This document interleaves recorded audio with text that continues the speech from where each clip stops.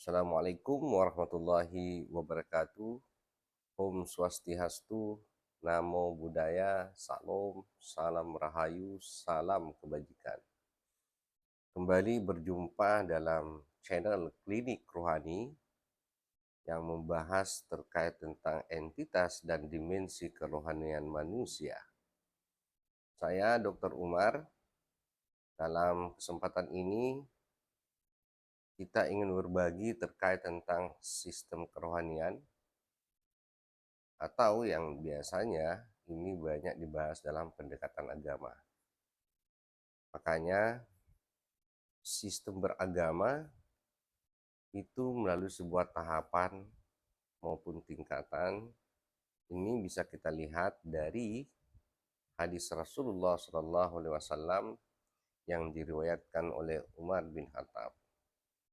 Kala itu sahabat duduk di depan Rasulullah dan kemudian didatangi oleh seorang manusia tampan yang sangat asing, tidak dikenal oleh para sahabat, yang tiba-tiba datang untuk berbagi dan bertanya kepada Rasulullah, ma huwal Islam, ma huwal iman, ma huwal ihsan.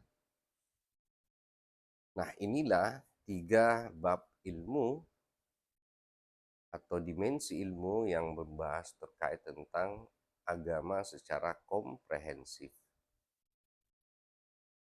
Nah, begitu banyak para pelaku agama, terutama saat ini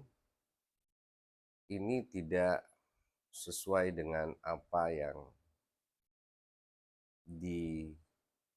dikaidahkan dalam sistematika beragama, baik dalam aspek Islam, iman maupun ihsan.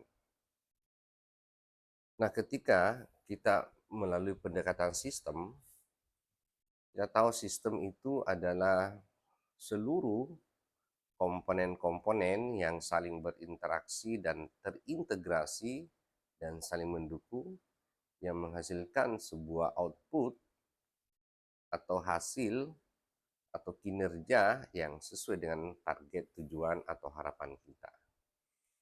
Nah, kalau dengan pendekatan sistem, kita kenal ada yang disebut dengan struktur atau input, dan kemudian kita masuk ke proses, dan kemudian ada output sebagai hasil dari sebuah proses dan input, dan kemudian dampaknya itulah yang disebut sebagai outcome-nya. Nah, dengan pendekatan ini, dengan sistem, maka input yang menjadi titik tolak awal Islam itu berada pada tahapan input sebagai bahan atau sumber daya. Nah, apa yang menjadi ciri khas dari input itu sendiri? Jadi sebelum berproses harus ada inputnya. Artinya tersedia atau tidak. Barangnya harus ada atau tidak. Kalau tidak, maka prosesnya ini hanya mentok, hanya mentah pada ilmu, keyakinan semata, atau hanya berdasarkan kepercayaan semata. Nah, ini ciri khas input yang kita mulai dengan level Islam yang mengatur terkait tentang rukun Islam. Inilah semua rukun-rukun yang mengharuskan ada secara fisik, secara materi.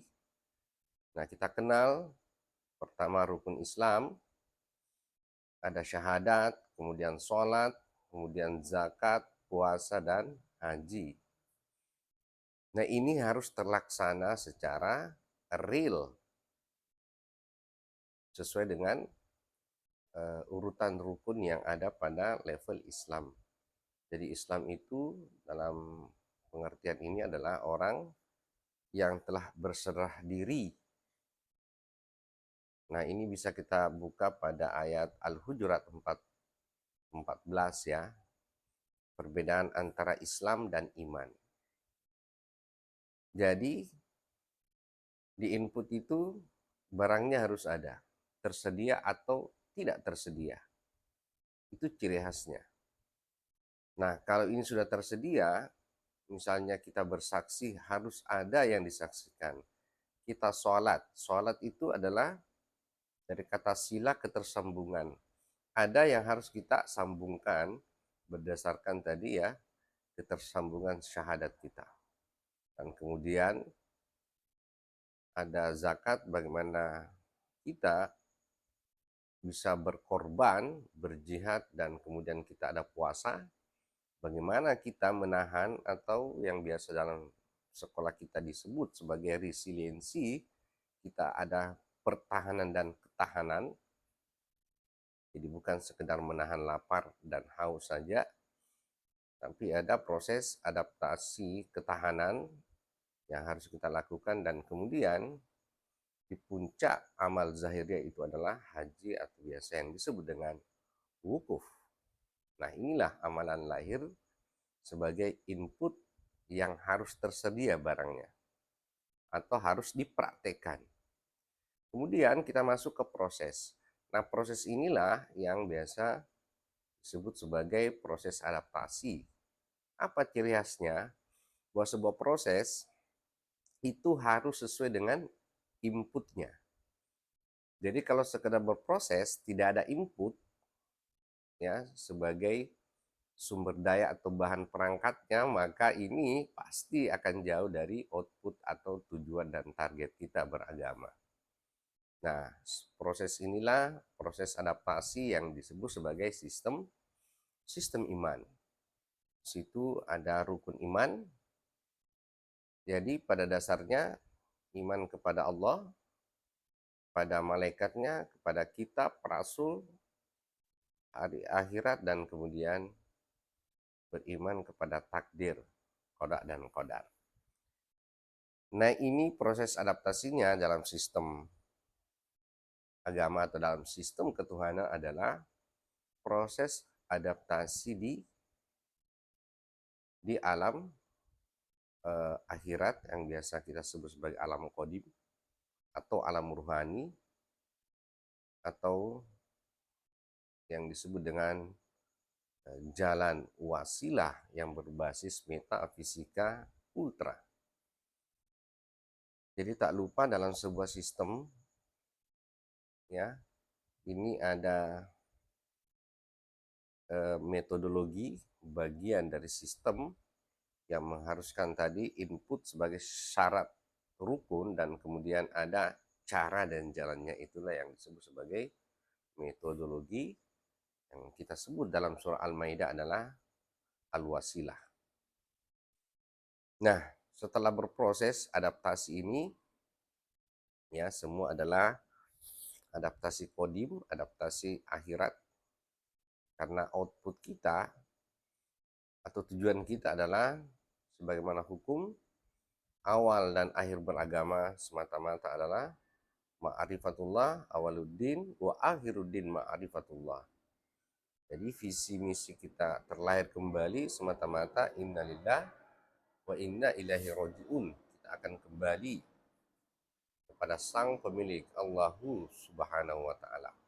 Nah, inilah yang disebut sebagai sistem ihsan. Sebagai output hasil sudah adanya proses adaptasi yang terjadi yang namanya konektivitas atau yang biasa disebut sebagai rukun ihsan. Rukun ihsan itu anta'budallah ka'annaka tarahu. Ini ada proses ya, hasil konversi setelah tadi kita memasukkan instrumen perangkat-perangkat di output maupun proses adaptasi di alam metafisika atau di alam kodim. Nah, inilah tahapan-tahapan atau level yang disebutkan di dalam hadis.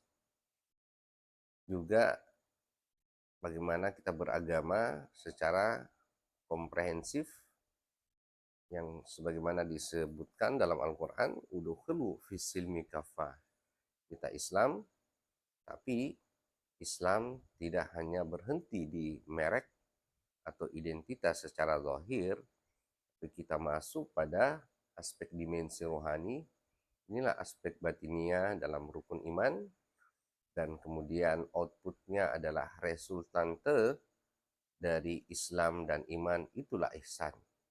Sudah ada ketersambungan konversi pada Allah Subhanahu wa taala melalui input dan proses di dalam sebuah sistem.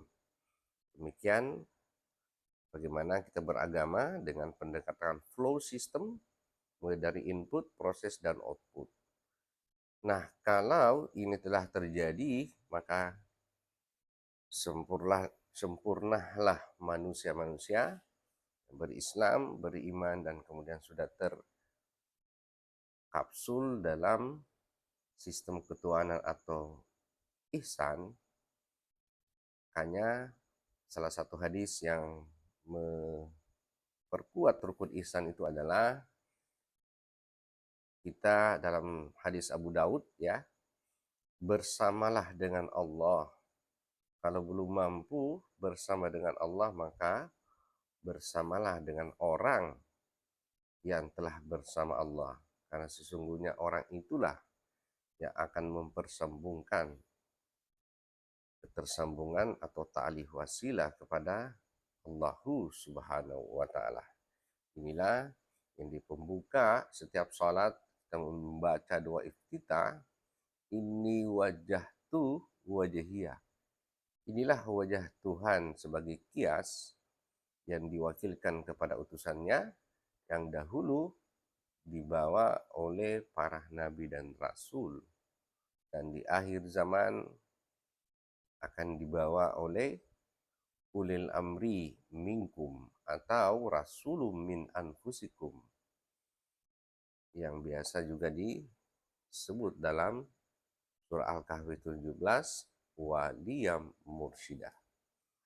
Demikian bagaimana kita beragama harus dalam sistem koridor, sistem kapsul atau dimensi yang melalui teknik dimensional, sistem dan metodologi beragama. Sekian, terima kasih. Billahi anta maksudi wa ridha matlubi. Assalamualaikum warahmatullahi wabarakatuh.